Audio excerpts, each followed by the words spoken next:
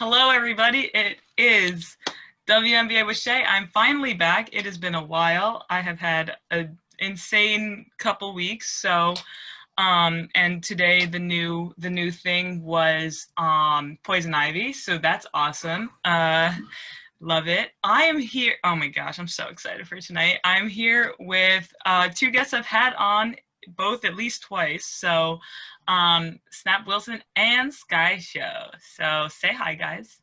Hey, everybody. Hi, SkyShow is here. Yeah, nice. And He's so right there. You can look at this little picture. He's right there. The arrow's pointing side. at me, so That's it. Oh, stop it. Okay, I see you. All right. Cool. So what was that? So we're gonna talk mostly Wubble today, and then also, well, I don't know what the split's gonna end up being. This is gonna be a fun show, so I have no idea where it's gonna go. But we're talking Wubble and some Chicago Sky stuff. Yeah, do you guys just want to start with Wubble and stuff, or do you want to promote something first? Maybe do you have any? Promote something? I don't know, like something for yourself. I don't know. Probably, yeah.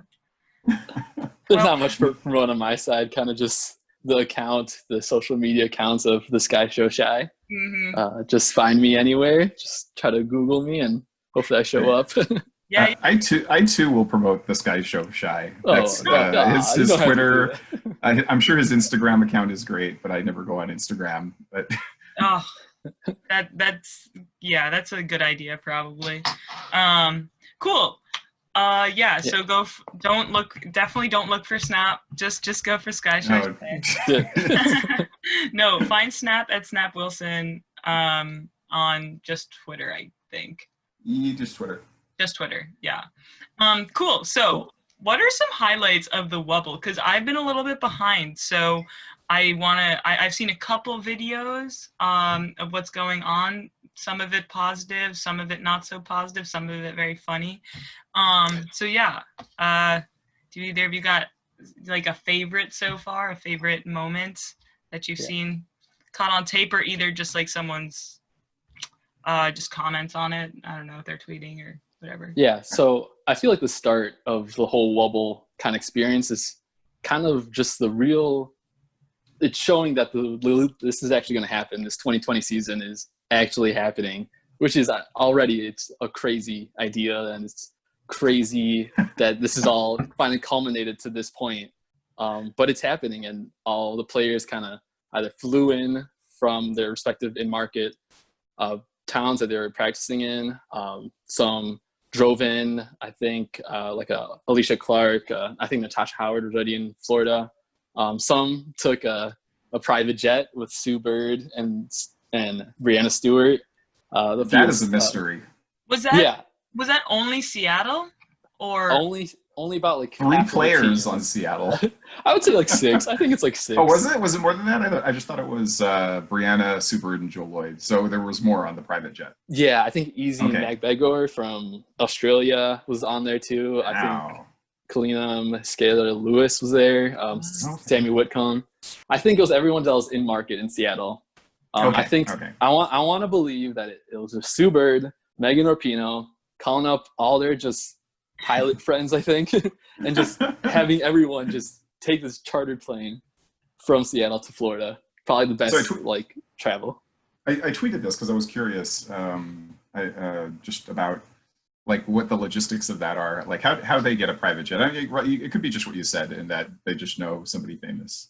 But if they paid for it, I did this research 2 years ago in the midst of the Las Vegas Aces travel disaster to Washington that happened. And it was, Vegas itself is a real hub for private jets as it is. So kind of the idea that they would not be able to get one out of town to go wherever they wanted to go it's certainly possible, but it was not the case according to some of the places that I called. And they said that a jet that can take 18, this was going from Vegas to DC, would have cost $40,000 plus whatever. So we're talking about a little longer distance, and maybe, I don't know about the difference in availability or what, but I was just saying if they were all going to pool together to go and take that, that's probably still a significant chunk of the salary for the year if they were doing that. So I hope somebody else paid for it. Yeah, for sure. I think the only kind of, not even like confirmed, but most people said that the team and the league didn't really have anything to do with it. Did not, yeah, they didn't do anything. And that's probably important because of the yeah. whole, you know, whatever circumvention thing that they are always so worried about. So we don't know, and I feel like that's one of the Wubble mysteries that will just be out there. It's a Wubble mystery. But yeah, the Seattle Storm just were able to fly in luxury. I think other teams were able to take commercial flights, but I saw like a few business class, like first class seats. So it's not like the worst thing, but it's still, these are still professional athletes leaving to the Wubble. Yeah, I think there was a lot of just travel on like Monday into the Wubble. Everyone was wearing the mask for the most part. I think Gabby Williams I had like a tweet about Gabby Williams saying she's ready to go to Firefest with the girls, which kind of was the start of the uncertainty of all the WNBA players kind of going into this situation. Very good. I think the main thing that I saw that I liked, which, you know, I don't know if it's my favorite or not, but was yeah, we talked about this when we were preparing last night a little bit of the Allie Quigley's recording. It was like how many minutes? Like 2 minutes or something, yeah. And you got to see the Cribs tour. Where some of the Sky, Quigley. You got to see where some of the Sky were living, and that was pretty great. Snap, do you want to tell people what that was? Oh, the villa. Yeah, the villa. That looked really nice, actually. I was kind of surprised about the accommodations were, you know, as clean and open spaced and everything. That was a really, really nice place. So it was Quiggs, Vander Quiggs, and Steph Dolson, and was it Gabby? I'm already losing track. Was it Gabby? Yeah. Yeah, Gabby. Okay, all right. So yeah, you know, Vandersloot and Quigley, of course, have their own bedroom. Williams had her own. What was she playing, FIFA or something while they were there? Yeah. One of them was playing FIFA, and then they briefly peeked into Dolson's room, and her bed was just a total mess. So that was my favorite part of that. Right. Yeah. I saw a few people tweeted out saying that the Vanderquigs also had the two doubles or two full-size beds right next to each other. Bedroom. Yeah. So it was like extra long, extra big bedroom. Yeah. Very good. More thoughts on the Wubble, like the conditions and stuff, like things that are going on like that. I know there was some negative stuff and like bugs and stuff like that. Yeah. Yeah, for sure. A lot of, I mean, obviously for most things on Twitter, the negative stuff is the thing that's going to dominate the viral part of it, the things that clicks, the retweets, the likes. And the biggest one was the laundry room. I think it was in the lodge area. There's just rat mouse traps everywhere. Well, not everywhere. There's like one mouse trap like hanging on the ceiling for some reason. Right. It definitely looked like one of the worser dorms and worser areas. Yeah, it looked like a dump. Yeah, and that was kind of that got like pretty viral. That came even from like an ESPN source. I think Kayla Johnson, she was the one that tweeted that out, and that's gonna get a lot of like exposure everywhere. Going onto ESPN sites, going onto First Take for a little bit with Stephen A. Smith, going on just every which way, and yeah, not great. I'm glad you pay attention because I don't watch ESPN and I can't bring myself to watch Stephen A. Smith. So I'm glad somebody is out there. Yeah, to be honest, I don't either, but like I kind of see it on Twitter and like the video clips and someone just talks about it. Yeah. That was it was definitely a little bit controversial and people are mad about that. They're all talking like I don't know who's saying it, but definitely you see some stuff and just like, oh, nice for you to cover the league now. Yeah, I know, right? For sure, yeah. Awesome. But just, and then I think there's also like the food. I know even beforehand people had concerns about these box lunches that were gonna get to the players. Yeah. There's some that really looked pretty bad. Again, the one that Kayla Johnson kind of posted out there and shared, and a few of the players shared on their social media accounts. But then there was also the kind of decent food that was delivered straight to not straight to the players, but delivered either via like Uber Eats or whatever like food system they had. I think a really good Wubble content person is the Girls Sports Talk TV. I think that's Christina Williams. Yeah. She's also someone else. Yeah, that really follows the Wubble and the Wubble and like the news that's happening there, posting whatever is happening in social media. Definitely, I feel like me and her always are just trying to on the nose, trying to find this content that's out there. The Wubble detectives. Yeah, basically. Do you just like how do you do that? Do you go through like all social media of like the players, as many as you can find? For the most part, I kind of just hit up at first I was just kind of following the rookies and the Chicago Sky, seeing I felt like they might have like information there, and just like some key players, and then I feel like actually Anila, W Hoops blogger, she actually put together all the Instagram accounts for all the players in her following. So I kind of actually just looking at that right now and seeing what's going on in there, because it's such a unique experience to have every single WNBA player all together in this one place, and they're actually even all practicing at different times. There's always it's such a weird experience, and they're kind of just going through it together, and I kind of just want to support them and just put out the funny parts that show up on there, and kind of just follow that content, because I feel like to me it's fun and funny and it's unique, so try to put that out there. It's definitely fun. How close is that villa close to the lodge, where the different teams are? How close are they in this bubble?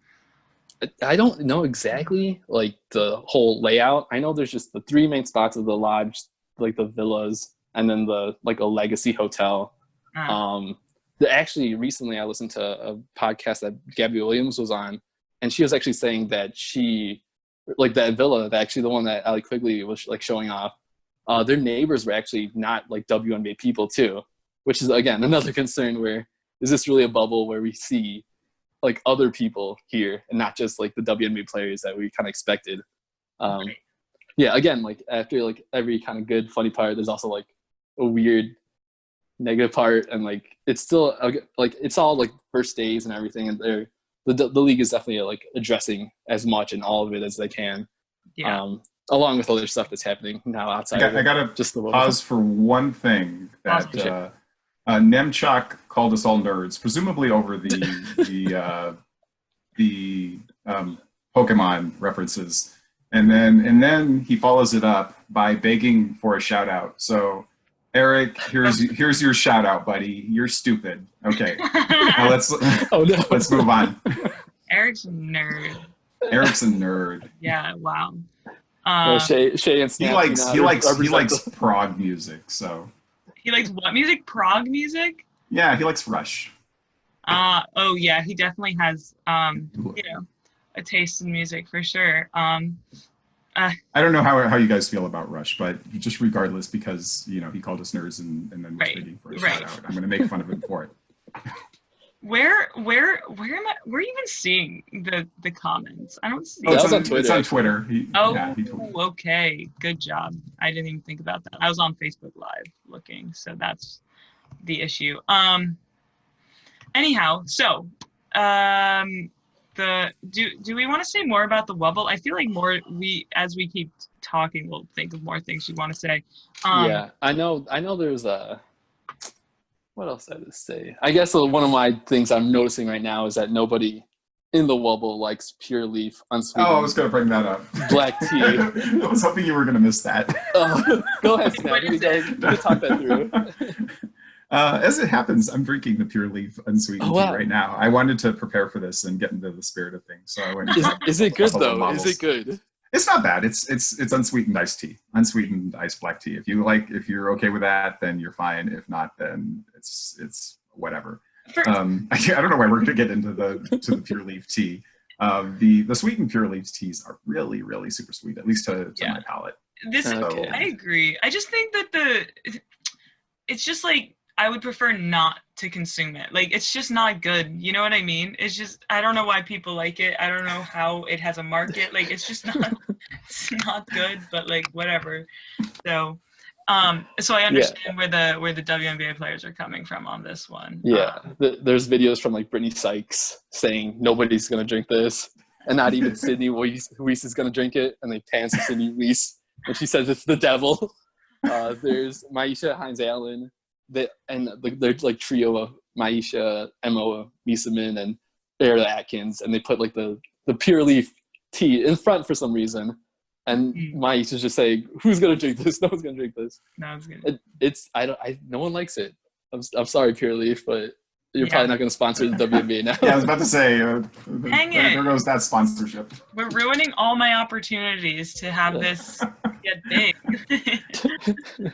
Got to find investment somewhere definitely else, not having this podcast sponsored by either Pure Leaf and Sweetened Iced Tea or Rush, for that matter. I don't know if they wanted a WNBA podcast sponsorship, but they're not getting it here. Dang. All right. So we got the Pure Leaf out of the way. Good.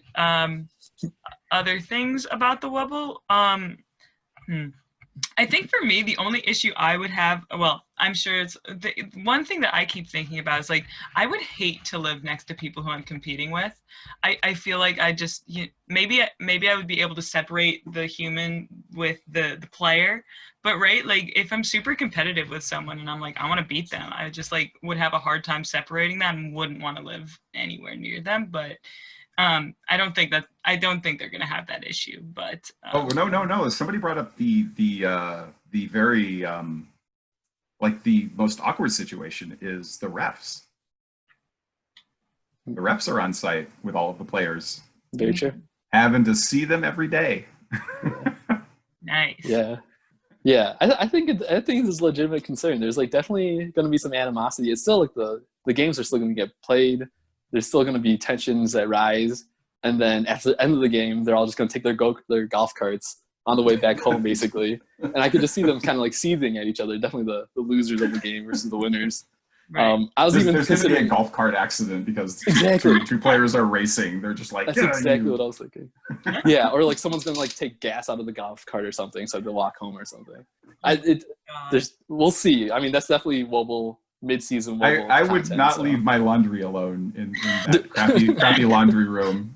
There's got to be some pranks that go on, like at least between like the single team, maybe not between teams. I don't know if that's cool, but like it would be so funny for everyone on the outside and like less funny for the players. But like rookie hazing definitely could be possible here. This is definitely the right situation for it.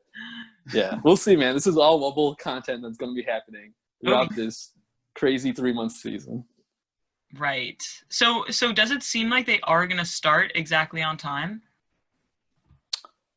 Well, the fever, right, is the current big question mark in that regard. Where they're when were they planning to show up? The 14th?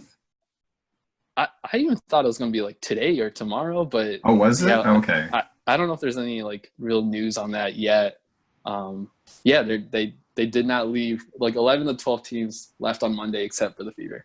So if anybody out there knows, I'm monitoring Twitter and keeping an eye on anything that anyone wants to say to us.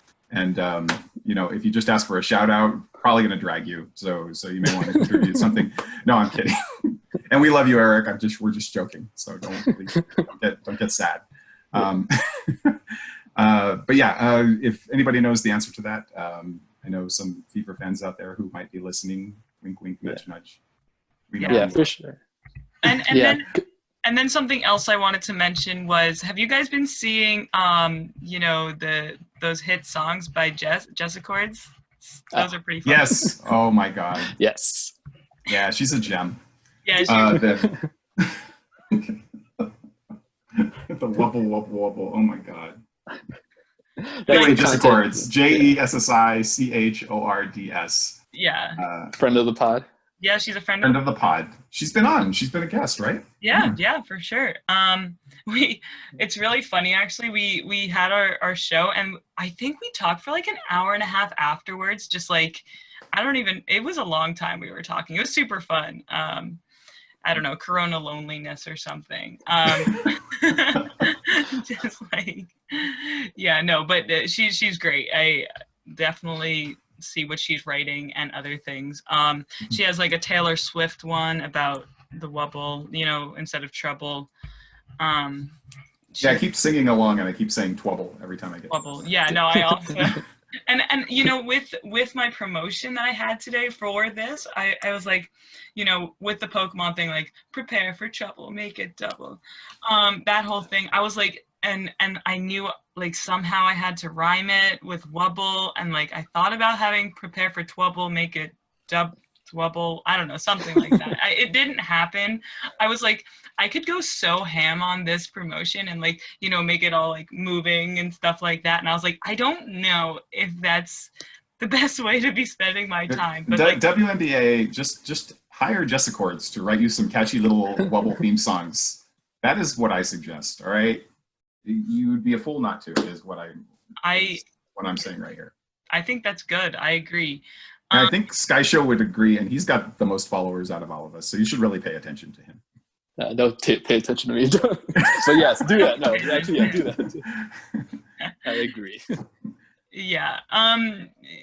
Do you guys have more you want to say on the Wubble, or should we go on to some Sky? No. Well, the most interesting thing regarding the food was Diamond having trouble getting her vegan meals. Like, no plan initially at the first part. So these are the two things that really stuck out in my mind. Yeah. Are how she missed 2 meals and they were just like, well, sorry, we'll try to get it fixed. Apparently they are getting it or finding a way to resolve it. And she's actually gotten fed. Seems important.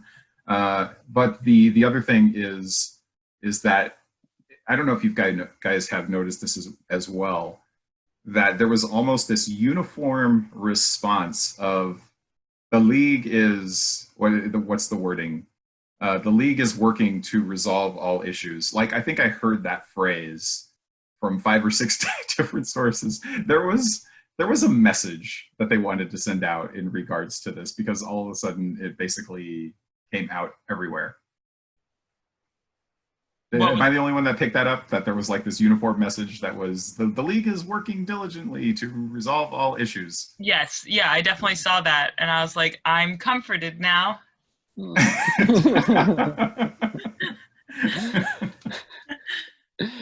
Yeah. I mean, it's I don't know. you want them to do something, so hopefully, I mean, for all these things, they kind of addressing it. Ideally, it would have been not an issue in the first place. Ideally, they even put stuff like I know. I think Diamond also said like she even signed up for like the vegan plan or everything or something like that. But there was like preparation beforehand, but it's still kind of there's these issues still too, and it's again just the growing pains of Wubble day week 1. Right. That was the other thing, is that the menus kind of reminded me of like a menu for a wedding or something.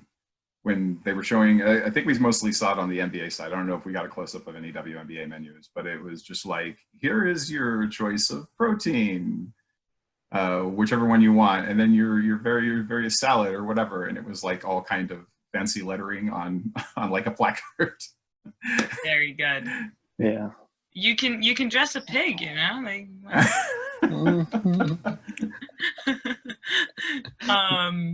Yeah. What else? More things on the Wubble. I actually. Oh, go ahead. No, go ahead, Sam. Oh, I just wanted to throw out. Jess says that she is pretty sure the fever will be arriving there Monday, but she's checking to see for sure. Okay, so that would be the 13th. Your calendar seems accurate. I think so too. Yeah. Well done. Yeah, and then all that's going to be kind of weird how they have basically a shortened training camp if the league wants to start July 24th still. Right. Which will be weird. It won't be like enough practice. I mean, I think they still have to do some quarantine once they get to the Wubble also. Yeah. So, right. We'll see. And that's right. Oh, sorry. Go ahead.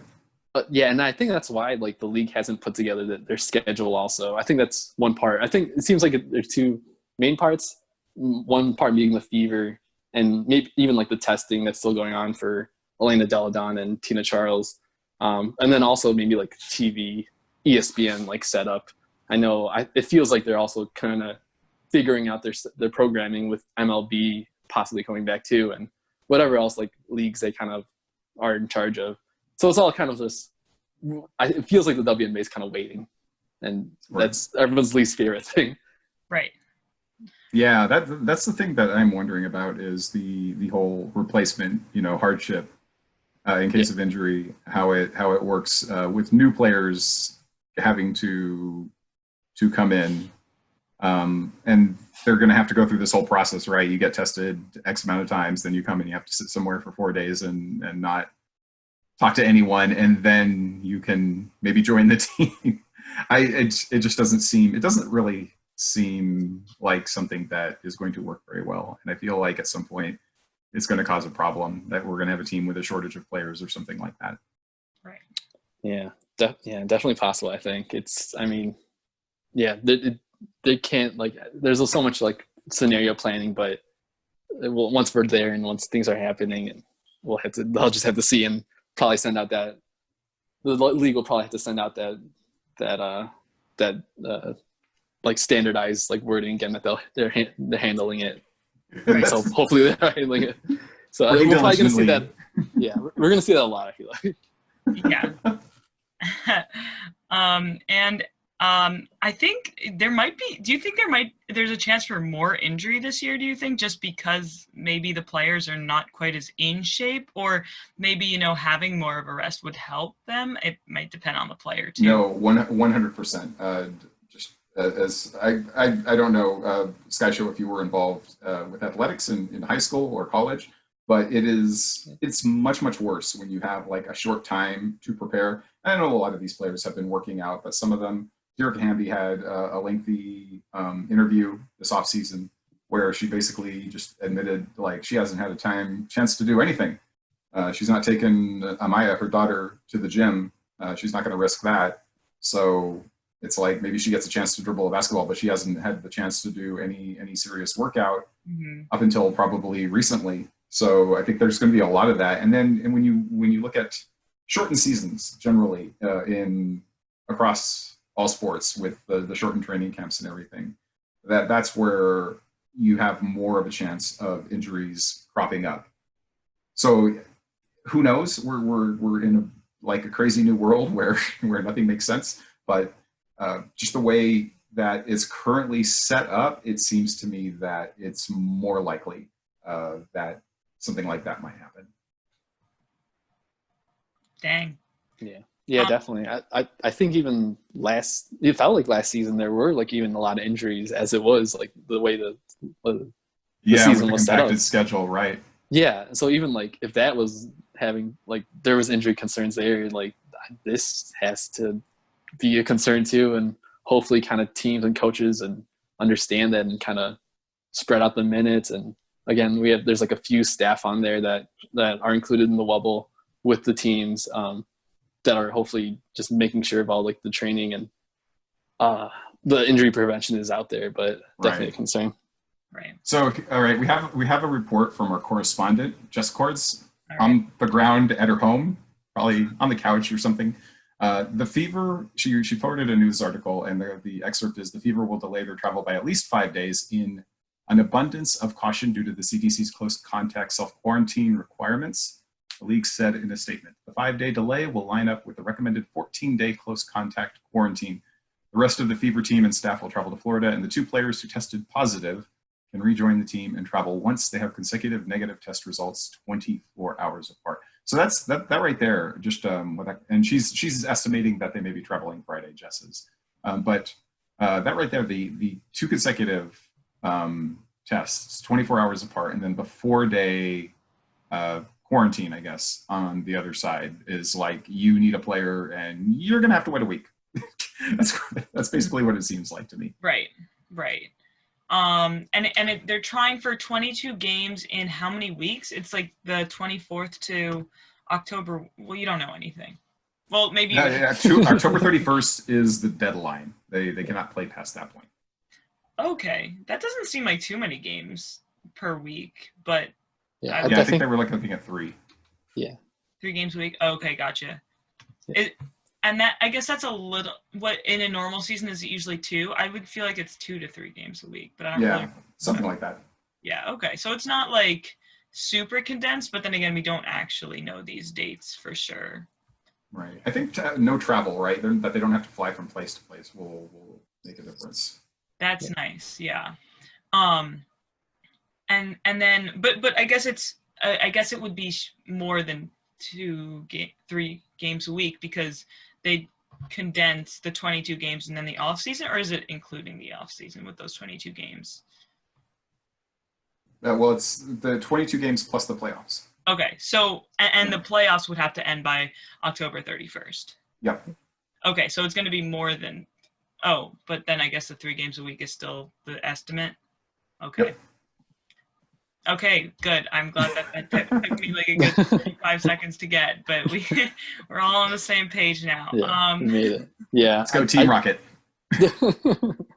I wonder, yeah, that October 31st date is always, that's kind of always sticking out in my head too, where I wonder, could have they just pushed that date out? I know, I think the reasoning of that was because it's in the CBA and also like Europe, like overseas like contracts also.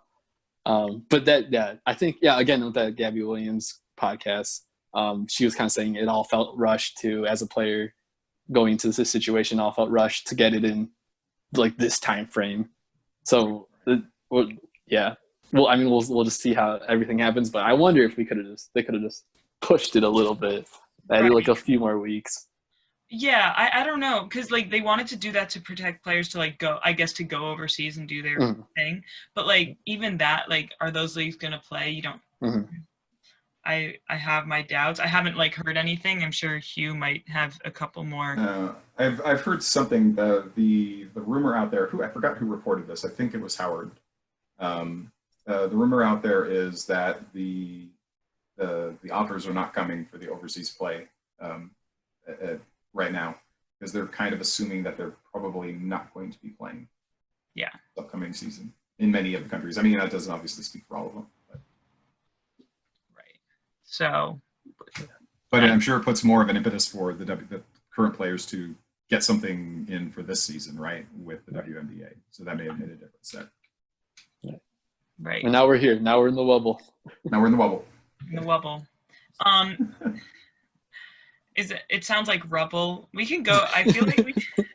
Okay, I have a point on this one too. I have something here where was the Wubble really the best name for everyone to choose for this thing? Yes, 100%. I do not believe that. Okay, because I definitely heard it from, again, I think it was John Davis, the LA beat reporter. I think he's included with Winsider.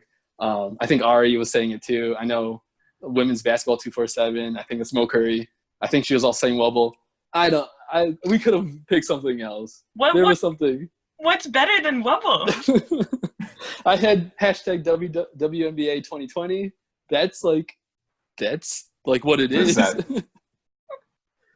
sounds like a mandate or something. It sounds like the WNBA is running for office. Right. Yeah.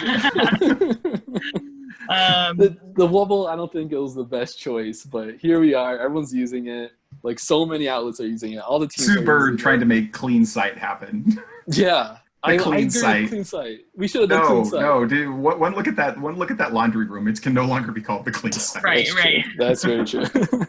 There's no mouse traps in the clean site. I think it's so fun. Like, you don't get the Jessica if it's not called the Wubble. Like, yeah. Maybe it's just me. I like puns. I like rhyming words, like 2-syllable words together. It's just, branding opportunities. Yeah. I want my Wubble merchandise. I survived the Wubble is definitely coming out. A shirt that says "I survived the Wubble." It's gonna be. All I got was this lousy T-shirt and a mutated strain of COVID. Oh God. I'm anti-Wubble though. I just want to put it out there. I'm anti-Wubble, but I'm gonna probably be the one that hashtags it like the most and like too much. So this is my life. This is what I've chosen as my Twitter life. You're performing a service, man. Yeah. So I hate the Wubble. Why do you hate the Wubble? Do you hate it like the principle of work, like them actually playing this year, or what do you hate? No, I hate the word. I just hate the word. Oh, you just hate the word. Okay. Yeah. That I understand. Okay. But I leaned into it, so I'm maybe I just opened my heart a little bit, and I was like, there is no other name for me other than the Wubble. Very good. Yeah, you're outnumbered here. I'm sorry. I know. I felt it. Yeah. That's okay. Well, we're about to go, segue, we're about to go to your home turf, man. Awesome. That's what I was thinking too. Oh gosh. Lego Man, loyalty. Does anyone know how to say this? No. No, I always spell it wrong. However you say your name, give us the phonetics so we can actually Space clear Man. it up for I want your the many mystery fans. a little bit. Need them nerds or Twitch or YT YouTube to leave snarky comments under my name. Facebook in this day and age. Well, he's got a point. What do you want me to do? I think it's the best like video streaming. I'm so platform hurt to right do. now. Facebook. Wait. Okay. Whatever. Yes, I use Facebook. Here's some reasoning. Actually, you should be. What? Oh shoot! I haven't looked at the Twitter. Okay, Eric says we haven't been looking at his smack talk. Oh, here we go. Gosh. It was too weak. I didn't even feel it bear mentioning. Yeah. I don't trust WNBA Facebook. I'll be honest. honest. Facebook. He's a Facebook smack talk. That's even worse. That's even weaker. Yeah. Well, this is just my WNBA with Shay page, on Facebook. So, I don't really look at WNBA Facebook very much. But we don't want to, isolate or what's it called? Distance ourselves necessarily. I don't know. Whatever. But it's, we don't need to talk about it. So no, you should be, this is not my logic. My logic is that this is like Zoom just goes straight to Facebook and I'm like, cool, I have to press 2 buttons, easy for me. 2, no one's using Facebook, so you can have it on in the background and still be scrolling through Twitter and like, smart. That makes sense. That's pretty smart. Should be thanking me, okay? Well, all right. Officially, formally, thank you very much, Shay. That's all I have ever wanted. Okay. What is that above your head behind you? This? It looks like the bottom of an. Oh, okay. No, all right. Just from the angle, it looked like the belly of an owl or something. Nah, you figure it out. It's a frisbee. All right, fair enough. All right, moving on. Yeah. This is great content. I know, super on topic. So, we're gonna move on to the Chicago Sky now. So let me just read off the names of who's on the team. I right now count 12 people. If I'm wrong, I'm sure one of you will catch me. We got Sydney Colson, Kalia Copper, DeShields, Dulcin Hebert, Stella Johnson, Jantel Lavender, Cheyenne Parker, Allie Quigley, Azrae Stevens, Courtney Vandersloot, and Gabby Williams. That was very fast, but I'm going to assume it's correct. That sounded correct, yeah. It Okay. should be 12, even though there's Jantel Lavender who had her surgery recently, foot surgery, I believe, like the 5th one. She's going to be out for the whole season. Technically on the roster. Yeah, because I believe they are paying her too. They're they plan to pay her salary. And then and currently Sydney Colson recovering from COVID. Get well, Sid. Please get well, Sid. I think she's in Texas and kind of she's still out there tweeting and Instagramming and Las everything. Vegas. Yeah. happy that you're in Chicago. But yeah, she's still currently recovering. So there's currently 10 in the Wubble, but Okay. that is the roster. Cool. Can we just talk about what the depth chart sort of is looking like right now before we really jump into these questions, just so that I have an idea of what this is going to look like in the future, or in a couple of days, I guess. So I think some of it's pretty obvious. I think Vanderquig's in the backcourt, Shields, Dulcin, and then at the 4, would you say, since Lavender is out, would you have Stevens or would you have Parker there first starting? Snap, you can go first.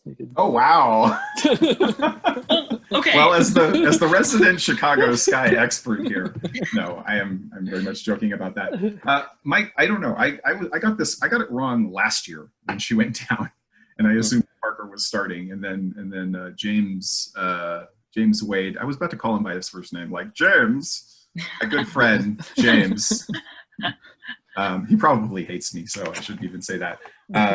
He went with a Stu, and that turned out to be like a great decision, like the totally the right decision. It was a superb lineup change.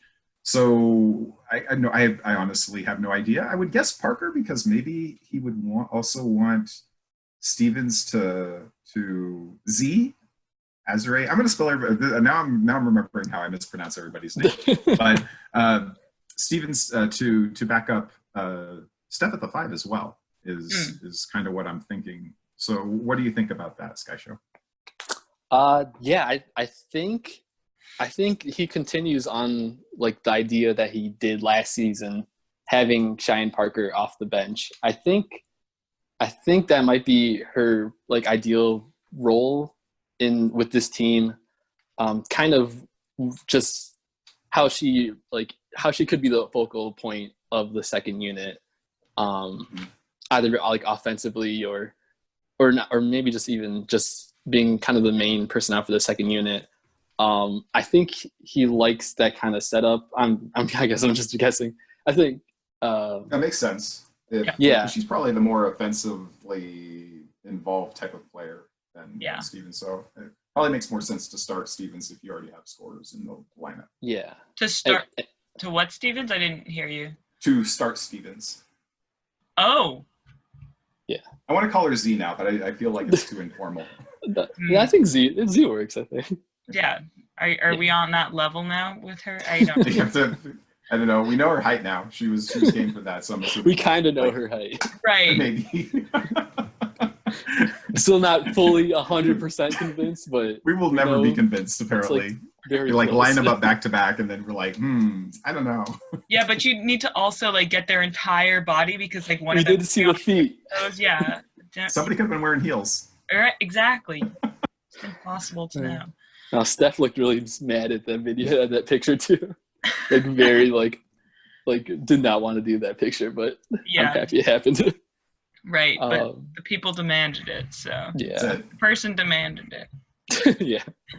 So yeah, I think it makes sense to start Stevens. It's a really big push from like just acquiring her from the offseason into the starting role, which is probably the concerning part. But I think her skill set fits better with the rest of the other 4 in the starting unit. And I think that also relates into a Cheyenne Parker 6th Woman of the Year campaign that kind of starts here. I know. I think the last time she was close was 2018. I think it was between her and Hamby, I believe, right?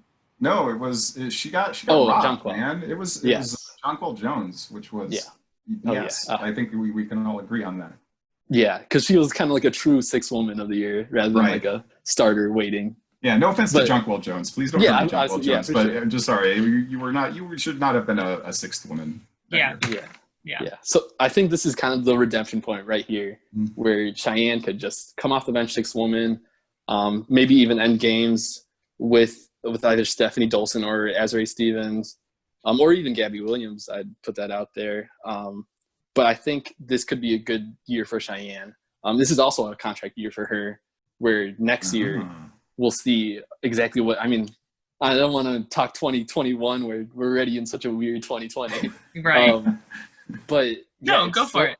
Yeah, it's still her contract year, and kind of she could have the same future like setup that Stu Dew did, where she played really well, even just in the second half of the season with the 2 playoff games. She played really well and got like a really big contract, and basically I think a starting role with the Dallas Wings in this season. So I think that's kind of the setup that could happen with Cheyenne. I definitely hope she doesn't like leave to Chicago in 2021, but I think right now could be a good setup spot for her in her career. Get that money, Cheyenne. Get that money. Yeah, for sure. No, we gotta pause just briefly here to congratulate Sky for attempting Stu's last name. It actually sounded pretty good when you said it. I think it's right. I have a video for saying it. So What'd you I know you. We all have a video for saying it. We just can't say it ourselves. What was it? A Stu do. I think I messed it up. Wasn't as good as the last time. A Stu do. I think it's just do. Yeah, when you like did it all together, it sounded really nice. Anyway, this is something I talk about way too much, so let's just move on. Right. Oh my gosh. Snap just made a pun last time he was on the show with her name, and I had to stop him. That's right. Yeah. Stop the recording. I was proud of myself. That was a good one. That was a really good one. And everything, I just, I couldn't handle it. I just couldn't handle it. My work here is done. Yeah, there you go. So we like Stevens in the starting lineup. Is that kind of what we're all agreeing on? Works for me. Eric has an opinion on it, but he's not on the podcast, so I don't really feel the need to share it. It's a good opinion, though. It's a good opinion. You guys like it. You go check out his Twitter account. You have to figure out how to spell it, but it's pronounced Nemchok. Nemchoki. Yeah, but I think Stevens could be the starting. I think in the starting role. I remember from that last time you guys had your live with the Azrae Stevens 3-point shooting slander. I remember that. And I think this might be a year where she kind of reaches her 3-point shooting capabilities. Like this is where it could kind of flourish or show that she can shoot the 3-point shot. Since I'm always willing to be proven wrong. I think this will be the right role for her. I think the teammates are the right ones. I think this, and I'm like in UConn, she definitely had a different role. In Dallas, I thought she was pretty good with Liz Cambage as center and her as power forward. The 2019, there's like that injury. I think this is kind of all setting up pretty well for Azrae in Chicago. Yeah, I mean, I think if I were Azrae, I'd definitely prefer to be on the Sky. But I don't know. I need to see it. I like watching her play, for sure, but I don't know if I like it. I definitely need to see. But I think that kind of goes into your question about would Azrae's would her starting in the lineup help Diamond's efficiency? If she can hit the shot, if she can hit the three, then yes. Otherwise, I don't know. I wouldn't say. Yeah. How well she spreads the floor is kind of my own thing. And the other thing with that is Diamond's efficiency kind of has to do with Diamond, of not taking a ton of long twos, so that's kind of my thoughts there. What about you, SkyShow? Yeah, I guess I was even wondering, I don't as not the main stats person. I definitely go to other people like you, Shay, and you Snap for stats. Oh, thank you. But I don't how would you kind of define the efficiency? Is it really kind of just simply IQ and decision, basketball IQ and decision making? Is it making the right choices on the offensive side? When you have the ball in your hand, is that for the most part the efficiency? Because I definitely understand. So I think you can look at it in a couple of different ways. One is obviously true shooting, and she's a little behind the curve for where so we're moving on to just talking about Diamond now. I just want to kind of be clear about this. Is this a Diamond portion? Well, it's kind of sure, you can talk about Diamond, but also, but you want to. I feel like we're about ready to get deep into this, because this is the main question that I have about Diamond is. So we're going to talk about Diamond. Making an executive decision on your podcast, Jay. Go for it. Snap. Yeah, WWE would snap for the next 5 minutes. Okay. Let's sit back. I'll listen. So I think true shooting is definitely one metric. We had our big stats talk about this. That's just one of the areas where she lags behind a little bit in comparison. Not saying she's terrible in that regard. I'm not going to look at numbers because I think it's more thrilling if I don't know what I'm talking about when I'm saying it. But in general, she's slightly below average in terms of true shooting, and in terms of where people kind of feel that she is as a player, like an all NBA player. It's just a little bit low. My I did a lot of aggregate box scores last year just to kind of look at it game by game. And for her, it was feast or famine. Like she either had really good games or she didn't have such good games. And the main difference was she getting to the line? Was she beating her woman? That never sounds right to me whenever I say that. Beating her woman to the basket, or she beating her woman to the basket, and getting to the rim. When she gets to the rim, she's awesome. When she's able to get out in transition, I think is also a big part of that. And you can correct me at any time, SkyShow. Actually, you'll have to wait. Let me finish, and then you can correct me.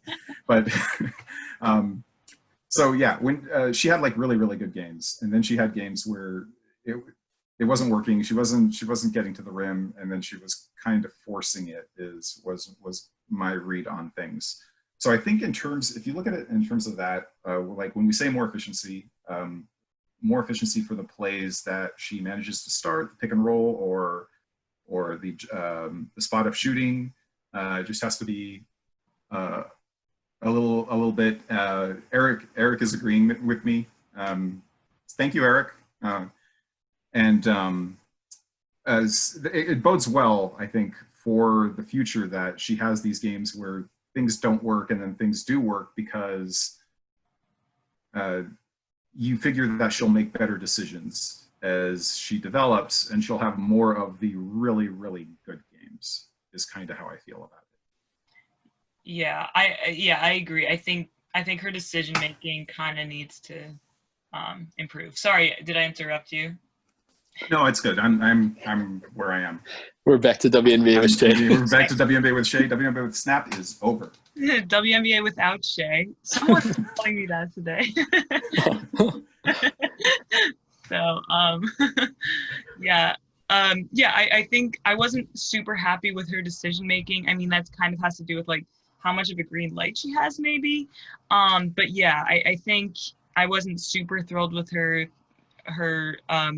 decision making, but also her 3-point shooting wasn't really as good as I'd want it to be, and that kind of will get into our MVP kind of conversation we want to get into. So I won't say it here. Yeah, I think and then for shooting efficiency, just going back to like the principle of it, I think just another thing to realize is that like, yeah, we have the true shooting percentage, but also just like where you shoot on the court obviously matters. And the long twos are like no bueno, and she's got a lot of those because they're not super efficient. And so she takes a lot of those, and that's where this decision making, I think, kind of hurts her. And I don't know if she'll improve that or not, just because she kind of, I don't know, it just feels like when players are more athletic, they like take a couple more liberties because they can. Yes. But she's not particularly efficient at it. It just looks really good. And, maybe that's why she has more of a green light. So I'm not super convinced if she's going to be more efficient this year, even if Azure is really good, like it's really up to Diamond's decision making. And this is a really weird year, so Lord only knows what's going to happen. Right. Diamond had more transition possessions than anyone in the league last season, and was also more efficient there than anyone on a similar volume. So that's good. That is good, Eric. That is good. Thank you. Yeah. No. All right, let's not. That is actually. Let's not give Eric a big head. These points are really good, though. It is. They're fantastic points. Yeah. We should leave them as little hidden nuggets for us to enjoy. Yeah. Okay. Yeah. That definitely all makes sense. Right. So. Yeah. So I guess I'm also I guess that green light is a big part of it. I'm just like, this is me talking with my like stupid eyeball test, basically. But yeah, I do agree. There were some times with like forcing up shots.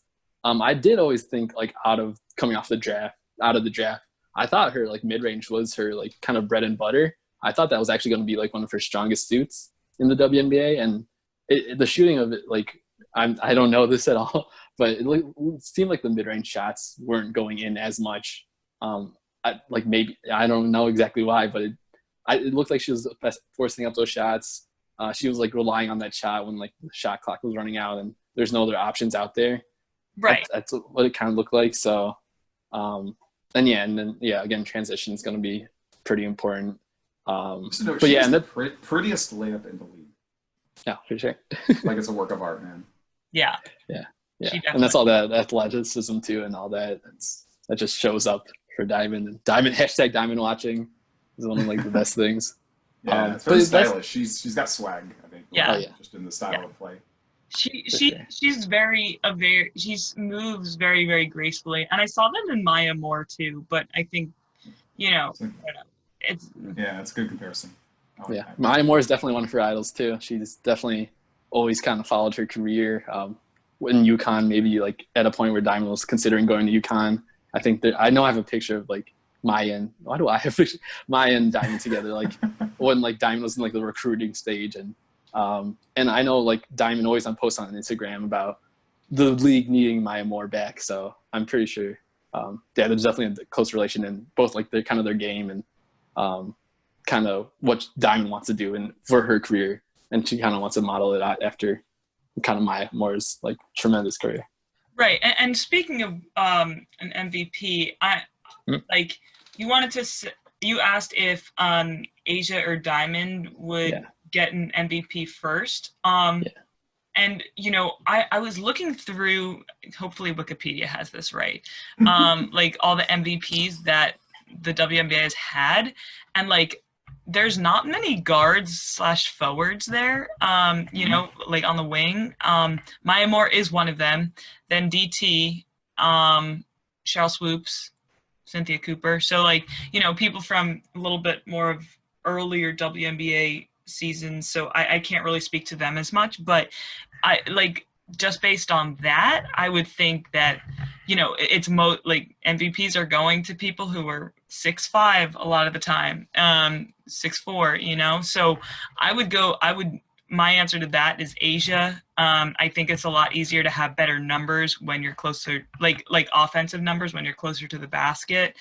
When, NECA had an insane in 2016 with, I don't know, 70, almost 70 or maybe more than that, true shooting, or I don't know the number, I actually forget, but it's something insane like that. So that's what we do on WNBA with Shay. We just guess. Hey, I sometimes do my research. No. We might be right. Who knows? I should look. You're right. Fine. Okay. Oh no, I started a video. I'm so sorry. Oh no, don't do that. I'll just throw out that I think they're both in kind of the same boat in terms of that. I'm not having. I don't put either of them close to the MVP consideration. Not this right now. It's just they're both kind of in below that first tier where the half dozen, whatever, I don't know how many players exactly I could see winning a WNBA MVP. But the top end, the Elena Deladon, healthy Brianna Stewart. I was going to make that same stupid mistake that Deadspin did just for jokes, but I don't want what to. Mistake? They called her Breonna Taylor. Taylor, yeah. The woman who was murdered by the police. For sure, yes. Yeah. So, by the way, people out there, don't read Deadspin now. They're owned by a bunch of private equity jackasses, and they're populated with scabs. So don't read them, even if they have something to say about the. Wait, who? Which outlet? Where? Deadspin. They suck now. Don't read them. Anyway. Nemchok made another great point, which I will just leave out there if you guys want to go find it. No, but anyway, you're so kind.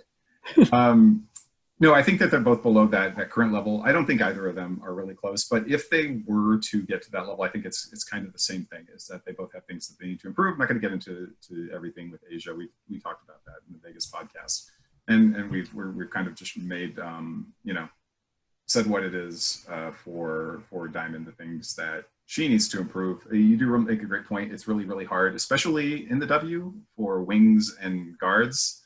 I maybe read somewhere that point guards have never won an MVP. I can't remember where I read that. Somewhere recently. Fun little nugget.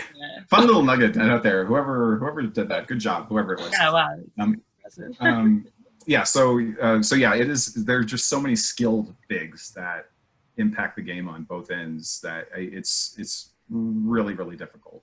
That Diamond could be at that level skill wise, and it still might be even hard for her to grab an MVP. Right. Yeah, that definitely makes sense. Yeah, definitely posted the question out there just because I mean, Snap's on the other side of me right now, or not right now, but he's like the Aces guy, and I'm kind of the Sky guy. But yeah, I know WNBA Twitter is kind of really itching for them, like both either Asia Wilson or Diamond DeShields to get to that MVP level. I'm pretty sure like hashtag WNBA Twitter just really wants like someone young and someone kind of new to get They like to the new hotness. for sure. Yeah, and they want them to be like an MVP, the best of the league already. I mean, I feel like we already kind of see that with Sabrina Nesco already too. Read my mind, yeah. but yeah, I think I could definitely see that. Definitely, I think people are saying it right now in this 2020 season without Liz and without Kelsey Plum that maybe Asia Wilson can do something here that kind of resembles MVP campaign. I Diamond, like everyone just keeps waiting for that next jump. Everyone like saying like this is going to be the next jump on, and other people also really like saying, well, why are we? Let's all slow down a lot. So I mean, yeah, I think I just really like that draft class, the 2018 draft class. I like both of these players a lot. Yeah, and I'm hoping MVP shows up between the two, but the numbers and the history doesn't really show that way, but we'll see. Yeah, I mean, when I think Diana didn't get the MVP until, oh, I lied. Never mind. Ignore me. She came in the league in what, 2004? Yeah, 5 years in. I don't see either of them getting it. Yeah. Yeah, definitely at like year 3. Yeah, and then I think Asia had a pretty kind of injury-ridden.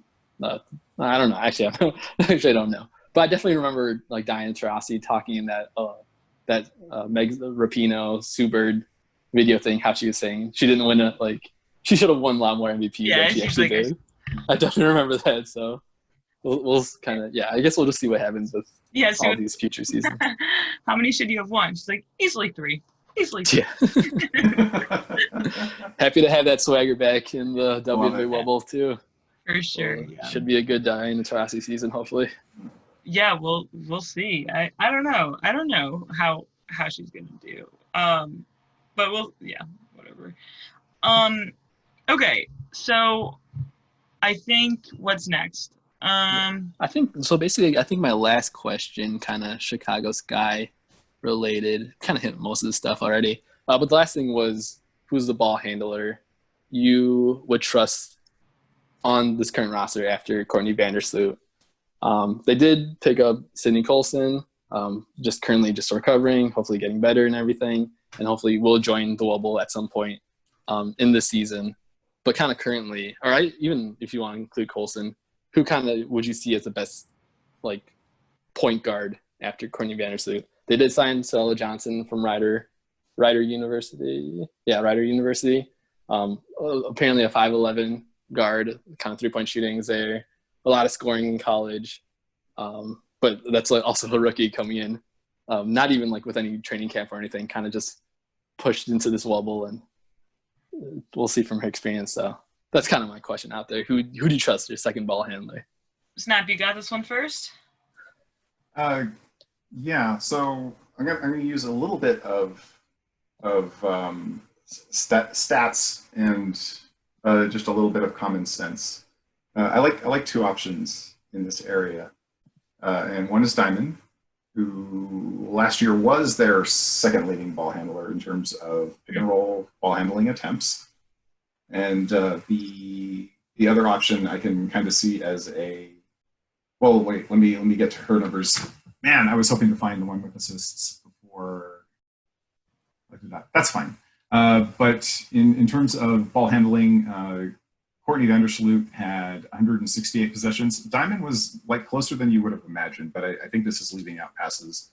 She was at 158. So she did quite her share of ball handling. I think that was mostly a function of Gabby kind of serving as the backup point guard. Gabby was third, by the way, with 85. I figure she's going to be operating in a different role. I do think that we're going to see it, when Courtney's out, we're going to probably see primarily Diamond pick and rolls. The other player who I could see taking a much greater offensive load in that regard is Kalia Copper. Mm-hmm. I think that this is, I think that we're kind of, and you can maybe correct me if you get a different impression, but I was thinking that they were kind of looking to her to do a lot more than she's done in, the past few seasons. Right. Just the contract that they gave her, that they're going to be relying on her a little bit, maybe as kind of that sixth woman ball handler, while Courtney is out, or just that bench spark sort of. So I think that I kind of get the feeling she's going to be using a lot of those pick and roll opportunities. She's going to pick up where Gabby is not, in terms of possessing the ball. Gabby was a not great 23 per 23rd percentile, 588% in the pick and roll. Kalia was much better than that, 79%, 73rd percentile.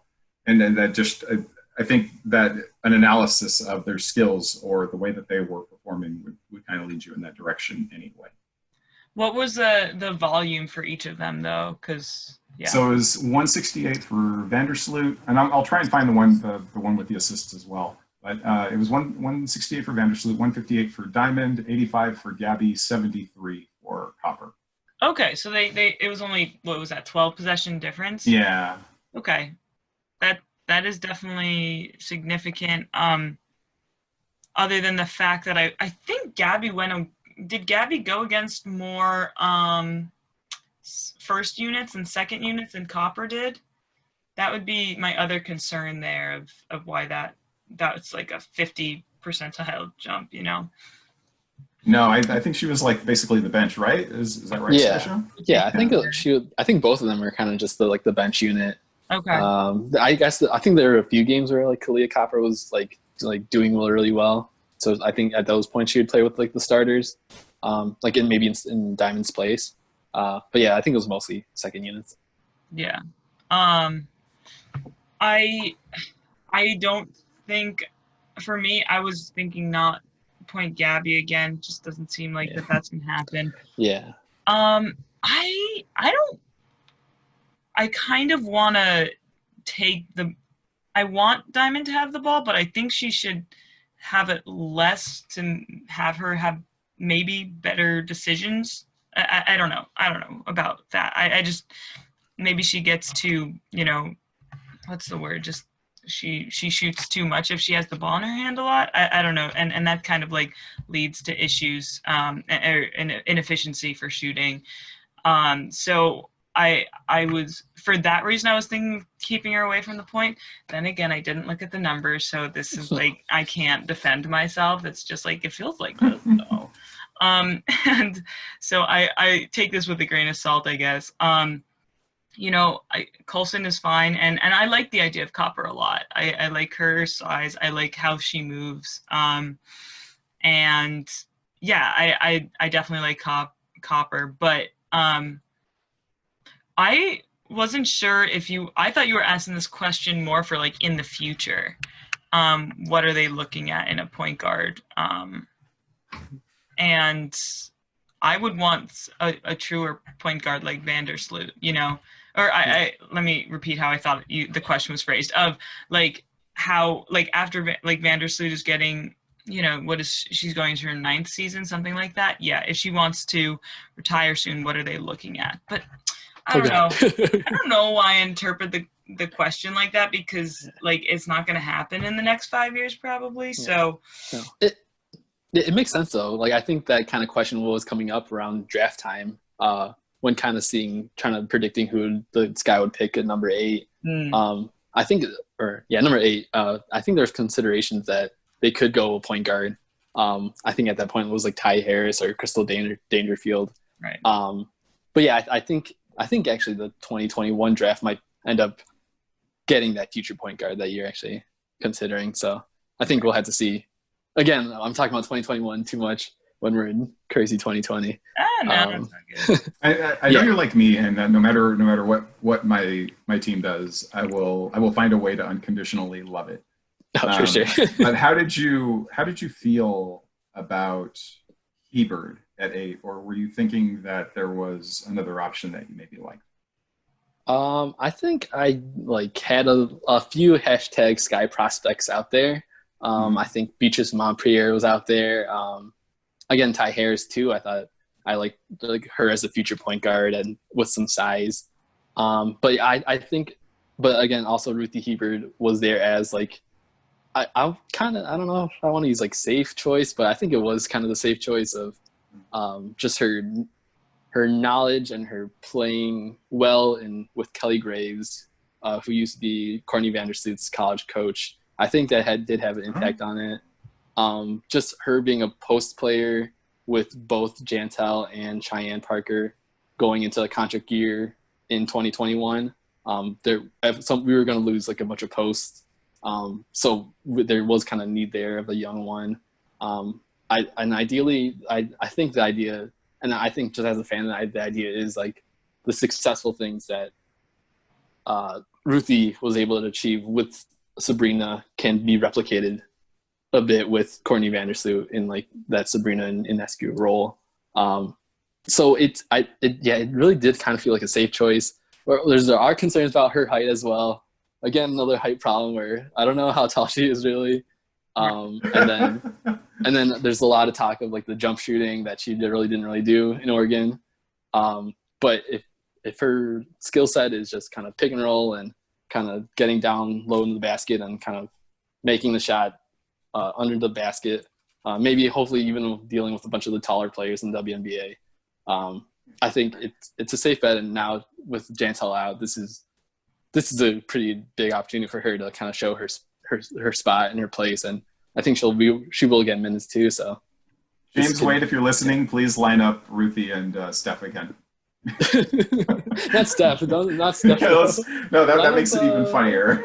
Oh God. We're wondering who's taller. Is it Ruthie or Steph? Oh no. Yeah. Very good. Do you think Stevens is going to start over Hebert? It sounds like that's what it was before, but you seem very positive on Hebert, so I'm just curious here. Yeah, I don't even know kind of Hebert's position actually too. I don't know if she would be a center or a power forward, especially the bench, because after if I put Stevens as starting, the bench then looks like Parker, maybe Hebert, Kalia Copper, Debbie Williams, right?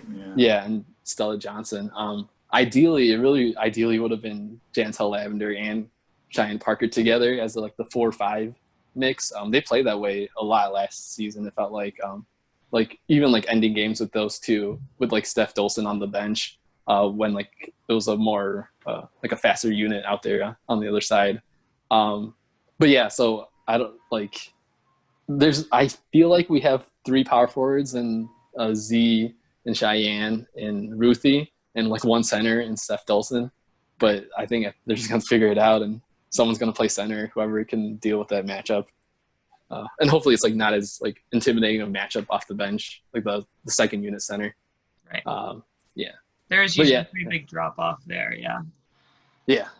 So I think that's a hope, and that's hopefully the way that the Chicago Sky will make it to the finals or whatever, or cross my fingers. Whatever. Nice. But it is going to be depending on who all is out, because it seems like we've lost quite a few bigs as the things are going around, and we were maybe losing a couple more. No JJ, no Cambage, no Sanders and Deladon or Charles, perhaps. Maybe it isn't going to be quite as much of a detriment to be a little undersized down there. Still have to deal with Griner, still have to deal with fouls. Tierra McCown, if she makes a bit of a leap, she's going to be a handful. But yeah, I mean, it seems maybe this is the year that it's not going to be quite as big a problem. Yeah. Sounds good to me. And I figured it would. Right. How would you feel about getting the title this year, though, Sky Show? Like, would you feel incomplete? Oh my god, I would put on a bunch of masks and a hazmat suit. I would run around the city, just have a flag or something, just cheering on the sky. Oh my god! There's a lot of asterisk talk out there too. I don't even want to look You at it don't right buy now. that. None of that. If this is the year, this is the year. And oh my god, I would love it, especially after the heartbreak that happened. Whatever happened, that 2019 mess. Who even cares anymore? Who cares about that? If this was the year, that'd be awesome. I'm like too high on that right now. So I'll probably, by the time the season starts, I'll lower my like expectations for sure. But I would love it. Yes. Chicago Sky. There you go. Where do you see them placing? I haven't. Do you think it's pretty high this year? This is already where I like bring myself down, and I want to say, I'm still around like the 3 to 6 area maybe. Mm-hmm. They're still, I think, the rosters are kind of coming together now. There are people that actually know Wubble and kind of practice individual workouts and team workouts soon. You've all got great abs. You're probably like way ahead of everybody else in the abs game. Yeah, that was kind of good to see. It's going to be a rough season, so hopefully. I was a little shook. I was going to be honest with you. I was like, oh man, they look like they're really in shape. Yeah, Allie Quigley is probably the most in shape person of all time out there, and people just don't even know it because she looks very unassuming. Yeah, she looks like one of those like health models. I don't know exactly what they're called. Fitness models. Yes. That's what they're called. She is a fitness model. Like she's ready. Super duper cut. Yeah. So, and I think that was even like an illegal like team workout too, because this was a social distance, which is bad, but luckily they're outside. But still, like, who's gonna stop them? It's already too late. It already happened, and the picture's amazing. So it's already too late for that. Penalize them a 3rd round draft pick. Okay. I have him like 6th-ish, maybe this is the time we finally get like that 1st round bye too. That we kind of lost last season. Who would you have definitely ahead of them? I think Seattle is definitely ahead of them. Okay. Just because I believe in like the Brianna Stewart like return. I think just the growth of Jordan Canada and like Mercedes Russell. They're even like adding in Easy Magbegor. Sorry, it's your turn to mispronounce things, buddy. Having Easy out there kind of is like a new wrinkle, which I think will help like both like excite like the bench and kind of add like a new aspect to this team. It will make it easier for them. I think her skill set's probably kind of unique and helpful. Oh, I see what you did. I just realized it was a slow grenade ahead of time. I just realized it might be Ezzy. Is it Ezzy? Oh gosh, it doesn't matter, but I don't know. But yeah, I think the Storm, and the Storm have always like caused a problem for this guy. Even last year, even 2 years ago, I think they match up pretty poorly. At least they were like when we had Jantel and back in 2018. I feel like the matchup's kind of tough for this guy too. So I have the Storm kind of up there, maybe even like the possible #1 power rank thing. Yeah, they are the optimist's choice, I would say. If you firmly believe that Brianna is back and Super is, anywhere near her old self, then you kind of have to give them the #1, pending, of course, the medical outcome, blah blah blah, for the Washington Mysteries. Right. Wubble Mysteries. And then also, I think Washington definitely. If EDD's there, I think that's. They always have a puncher's chance. Without her, oh my God! Like they're missing so much now. It's kind of gotten a little bit ridiculous. Yeah. Their starters? I don't want to go too deep because we're not talking about Washington. But their starters right now are going to be Mitchell, Powers, Atkins, Niesman, Hines, Allen. Is that where we are? Assuming the EDD and Charles are not out, and the bench is going to be super duper thin. I can't see them as a contender if that's the lineup. Right. But who? Emma. I love Emma, so maybe she'll have a really monster season. Yeah. what would you say about the Sparks Sky Show? Do you think that they're clearly ahead of the Sky, or I guess I question, like, after Tolliver and Shania Gumake kind of opted out. I do like question the depth, the second unit. Don't really I think there's like a lot of new pieces with Brittany Sykes, Marie Gulich, and then I guess Simone Augustus possibly off the bench or something. I think I kind of question, and then I think everyone always likes talking about Derek Fisher's coaching and the concerns there, but I think that they have definitely the pieces, and I mean Candace Parker, Nneka Ogwumike, and Chelsea Gray. You can't that's a big three right there. Yeah. So I Williams definitely just lights things up. Yeah, exactly. She could just easily win a game possibly, or swing a game. So yeah, definitely I would also put them in front, but I think there's a lot more question marks there. Yeah. What are you thinking, Snap, here? Where are you seeing? No, I'm right there with you. The season's going to be just so weird. Like, something's going to happen. Some player is just going to be who we weren't even thinking about is going to be amazing, and then a team or something is just going to fail to put it all together. It's such a weird set of circumstances that it's going to be really random. That is kind of the way that I'm leaning. I agree. Like, if you're taking the optimist's choice, it's Seattle. If you don't think Brianna is back, then it becomes really a lot more interesting. I do kind of like LA from the standpoint of having that big three. I like LA because if it's like that's just the group that they have to keep healthy, and I think you can build practically almost anything around that. Candace Parker, even last year, a shadow of her MVP style self, was still really good overall. She had some creaky games too when she came in, but overall she was a terrific defender. So that's your number 3, number 4 player almost. Yeah,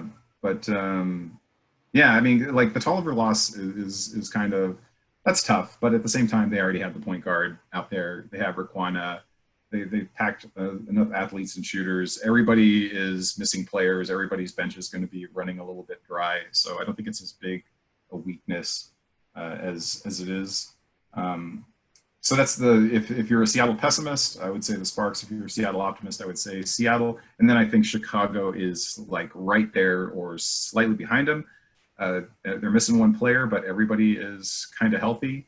I think the areas that you would point to as weaknesses are probably not going to be as pronounced this year. Yeah. So yeah, I could easily see them second or third, but it's going to be so random.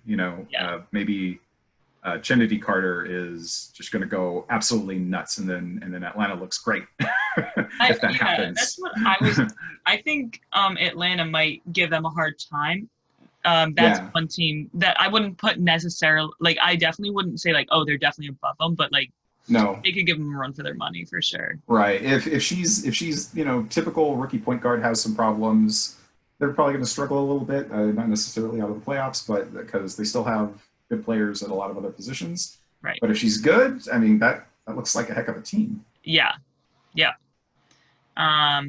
And against Chicago, like, having Williams there, it's and Dawson against each other, like, there's not like a dominant big there that's like it's going to take over. True. So I do want to talk one more player. I know we kind of jumped out of the lineup, but there's one player I wanted to talk about who I'm very, very intrigued by, and I kind of want to know where SkyShow sees her future and sees the role where she's going to make her mark. And you could probably already guess who I'm thinking about. Yes, I think I can see it. Let's say it, just in case. The inscrutable Gabby Williams. Where does she belong? What is her future? She intrigues the hell out of me, because you watch her and she looks a lot better than her numbers pan out. And here's one thing that I'm kind of curious about. I wish I had done a little bit more video research on it. In her rookie year, she was basically playing power forward. Yeah, starting power forward, even. Yeah, starting power forward. She was like 4th in the league in steals, I think. And what happened to that? That kind of disappeared a little bit. And I think it was maybe because of the role change or something, or maybe the defensive system didn't, Wade didn't want her gambling as much as she did, or whatever happened. But I'm kind of curious what happened there, do you think? Number one. And then also let's just talk about what is Gabby Williams' future to you? I love this question. This is a great question. Yeah. I think so. The way I kind of see it is Amber Stocks, the person that actually drafted Gabby Williams. She had her starting power forward, and at starting power forward at maybe 5'11" or even possibly shorter. That's going to be tough against the WNBA starting power forwards who are a lot taller than that. Yeah. I think she did risk a lot, just like going for steals instead with her quickness, rather than like kind of defending straight up against the power forwards. I just keep remembering a lot of times watching games of her like just really just going at a steal instead, and like she misses a steal, she gambles, she misses a steal, and the power forward just kind of like lays it in like really easily. Oh, okay, all right. Yeah, so I think I want to say that she was really like determined. She felt like that was a good role, especially at a mismatch of being like a short power forward. Just using her speed and her quickness and her jumping ability to kind of just grab the steals. She was definitely leading like the league in steals for like a while too, a little bit of the season. But yeah, so then next year comes, and I think immediately at that point, and then again they bring in Jantel Lavender. At that point, you're not sure where she exactly fits in the team. Possibly a wing, but then that's where kind of James Wade put upon like the hashtag point RIP point Gabby, RIP point hashtag point Gabby, where, and actually like with that conversation of like Vanderstoot's future, that's actually also why I wanted, or that's why I was thinking also that if Gabby could develop herself into a point guard, maybe that's kind of her future path, and it makes more sense like what her future like WNBA career could be, because we saw like a few great passes, like grabbing like in her rookie season, grabbing a rebound, kind of just running the court immediately, kind of like an Alyssa Thomas type of function where she grabs the rebound, she just like pushes her way through, goes runs the court, kind of passes it out, just pushing that pace, and making kind of like great passes. So then she got point Gabby role. It did not work out super well. This is like a player that hasn't played point guard at all, like her whole college career or anything like that. It wasn't an ideal fit. Again, like even like in like interviews and podcasts, or I think like a one-on-one with Diamond, she was just saying that she did not really love that role. She actually, for her overseas season, she joined BLMA, which is a French team.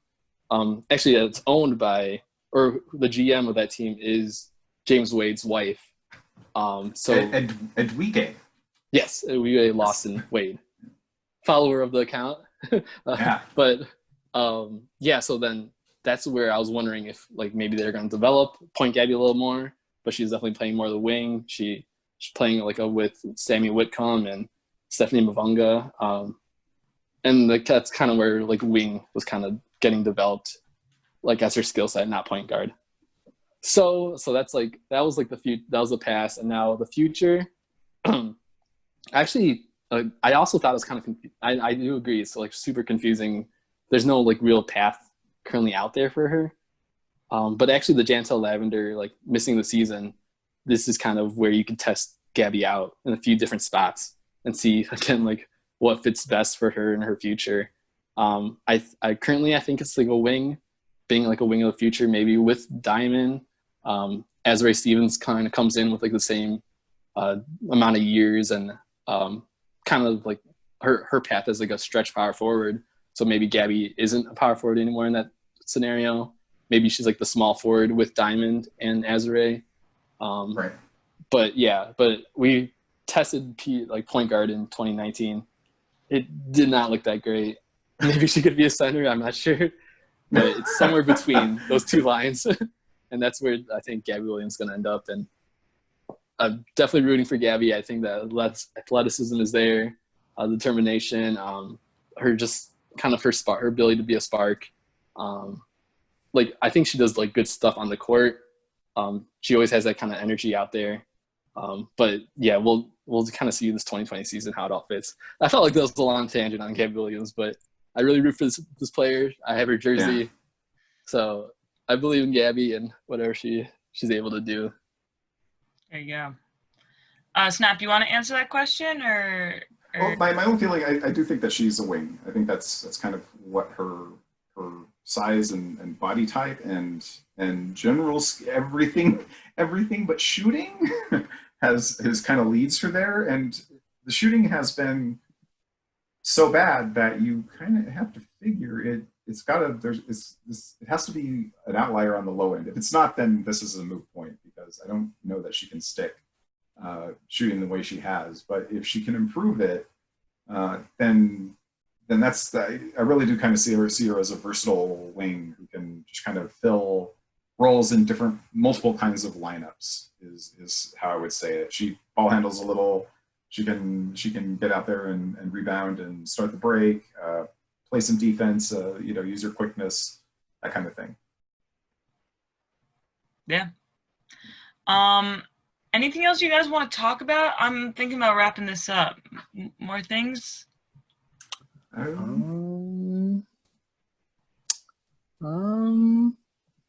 mean, I guess I'll just prepare my Chicago Sky Championship shirt already and just get my confetti and such. All right. He's ready. He's ready to go.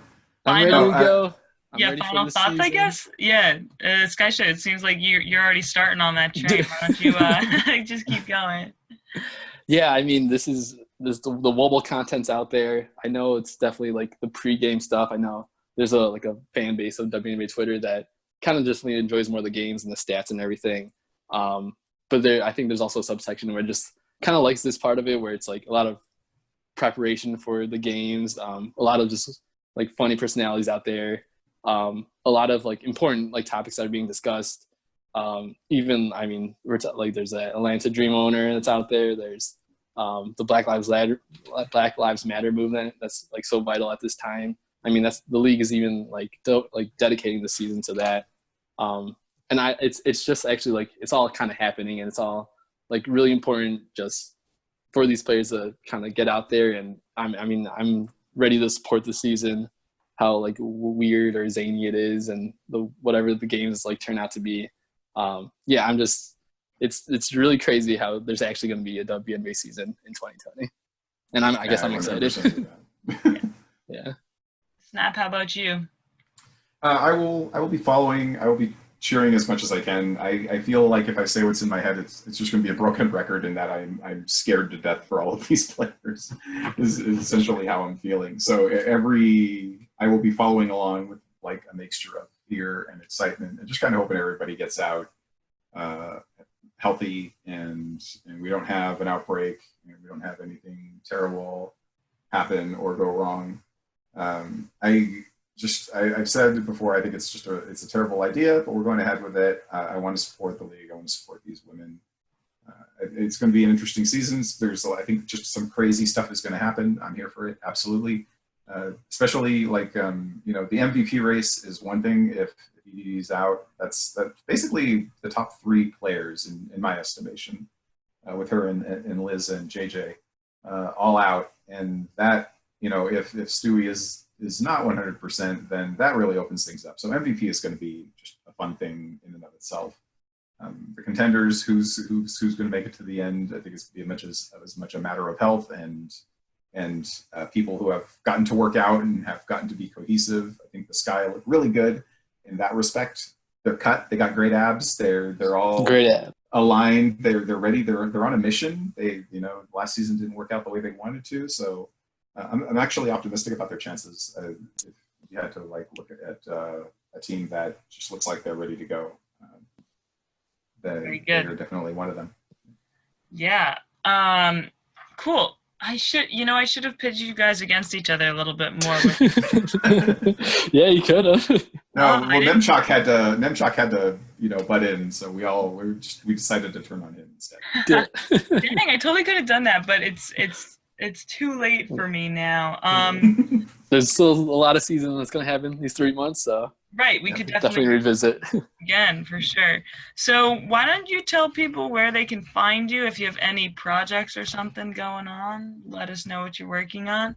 SkyShow, I'll let you go first.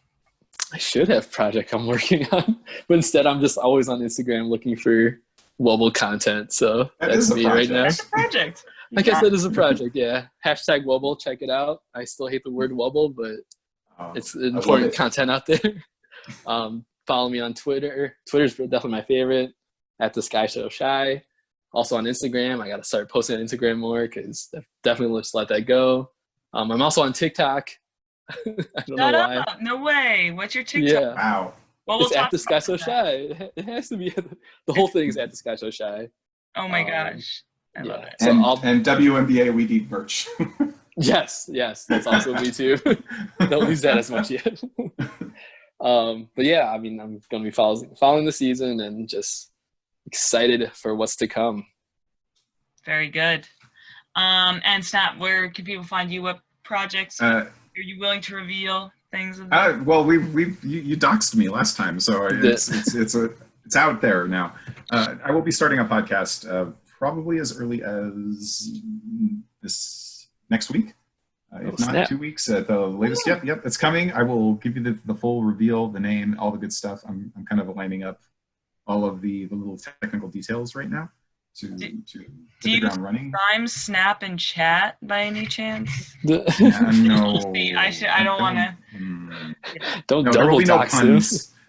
There will be no pun-based name-based puns. No snap judgments or. Ooh, that's a good one. Thank you so much. No, nothing like that. I've kind of had the vision in my head of how I wanted to do this. There will be a podcast. The format will probably be like a little morning after the game, 30 to 45-minute podcast that you can listen to, I would say, on your way to work, but nobody's driving to work anymore. So at home, on your couch or whatever, if you are driving into work, you can listen to it there. Please stay safe, wear a mask. And then like a longer thing on the weekends where I will talk at length about things or have guests, have Shay on. Absolutely. She is going to be one of the first ones. She's promised to help me out a little bit with it. So I'm looking forward to that. SkyShow, I will probably hit you up at some point. Oh, snap. On the pod. That's it. Basically everybody out there, all of the good WNBA content, everybody except for Nimchok. That's basically it's. I joke. I kid, Eric. I kid. Yeah, of course. Cool. So that's going to be it for today, everybody. Yeah. Thanks for coming to WNBA with Shay. This was super fun, as usual. And you'll see this in the podcast form soon. Bye. Bye, everybody. Bye.